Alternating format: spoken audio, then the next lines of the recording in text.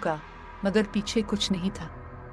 इसने खुद को तसल्ली दी और आगे बढ़ गया, मगर वही एहसास दोबारा हुआ। घर के दरवाजे पर पहुंचते ही इसे दरख्तों के पीछे कोई साया नजर आया। दिल की धड़कन तेज हो गई, मगर वो जल्दी से अंदर दाखिल हो गया।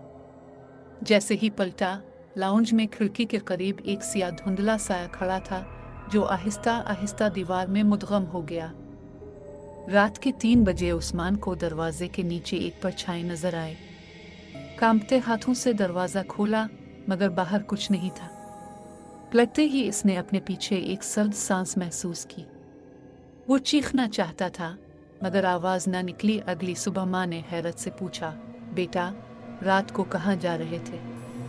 मैंने तुम्हें बाहर जाते देखा था। उस्मान का रंग फक हो गया। अगर वो बिस्तर पर था तो बाहर जाने वाला कौन था? शायद कोई जान ना पाता।